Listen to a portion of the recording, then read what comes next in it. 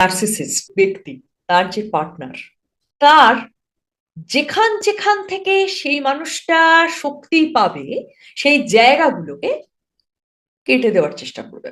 যদি কোনো সুস্থ সম্পর্ক তার থেকে থাকে, হয়তো তার খুব ভালো বন্ধু আছে, তার সাথে তার খুব ভালো রিলেশন, বাবা মার সাথে খুব ভালো রিলেশন, ভাই বোনের সাথে ভালো রিলেশন, সেই সম্পর্কগুলোকে কাটার চেষ্টা করবে। পার্টনারকে অ্যাবিউজ করছেন, কিন্তু পার্টনারের বাড়ির লোকের সাথে ভীষণ ভালো ব্যবহার। বাড়ির লোকে এটা বোঝানোই সম্ভব হবে না যে এই মানুষটা এত খারাপ হতে পারে। পার্টনার, যিনি ভিকটিম, যার উপর টর্চার চলছে, তিনি যদি কাউকে শেয়ারও করেন তার কাছের মানুষদের কাছে গিয়ে যে জানো আমার সাথে এমুকটা হচ্ছে, তারা উল্টে তাকে বলবে প্রবলেম বোধহয় তোরই, এই মানুষটা এরকম হতেই পারে না। ভীষণ রকম ভাবে সামাজিক ভাবে তার কিন্তু একটা খুব ভালো রূপ তৈরি করে রাখবে।